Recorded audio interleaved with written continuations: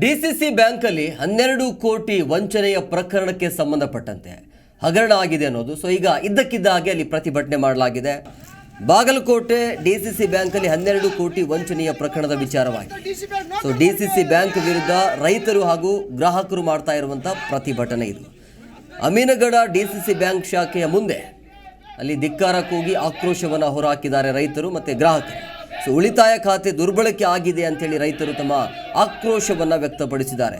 So ನೋಡಿ, ಈ ಬ್ಯಾಂಕಿಂದ ಡಿಸಿಸಿ ಬ್ಯಾಂಕ್ನಲ್ಲಿ 12 ಕೋಟಿ ರೂಪಾಯಿ ವಂಚನೆ ಆಗಿದೆ ಅಂತೇಳಿ ಕಳೆದ 3 ವರ್ಷದ ಹಿಂದೆ ಡಿಸಿಸಿ ಬ್ಯಾಂಕ್ ಜವಾನ ಪ್ರವೀಣ ಎಂಬಾತನಿಂದ ಈ ಒಂದು ವಂಚನೆ ಆಗಿದೆ ಅನ್ನೋದು ಕೂಡ ಗೊತ್ತಾಗ್ತಾ ಇದೆ.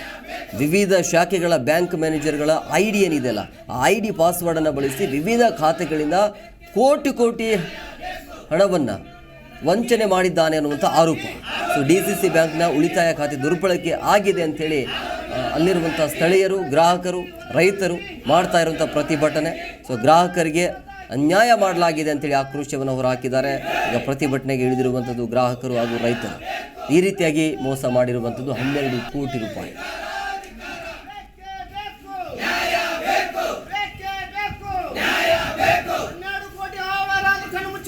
ನಿರ್ದೇಶಕರಿಗೆ 12 ಕೋಟಿ ಹವಾರಾದರೂ ಕಣ್ಣು ಮುಚ್ಚಿಕೊಟ್ಟ ನಿರ್ದೇಶಕರಿಗೆ ಬೇಕೇ ಬೇಕು, ನ್ಯಾಯ ಬೇಕು, ಬೇಕೇ ಬೇಕು, ನ್ಯಾಯ ಬೇಕು. ಎಲ್ಲಿವರೆಗೂ ಹೋರಾಟ, ಎಲ್ಲಿವರೆಗೂ ಹೋರಾಟ, ಅಮಾಯಕ ರೈತರನ್ನು ವಂಚನೆ ಮಾಡುತ್ತಿರುವ ಅಧಿಕಾರಿಗಳಿಗೆ ಅಮಾಯಕ ರೈತರಿಗೆ ದ್ರೋಹ ಮಾಡಬೇಕು. ಜಿ ಕನ್ನಡ ನ್ಯೂಸ್ ಈಗ ನಿಮ್ಮ ಮನೆಯಲ್ಲೇ ನೋಡಿ. ಎಲ್ಲ ಕೇಬಲ್ಗಳಲ್ಲಿ ಈಗ ಲಭ್ಯ.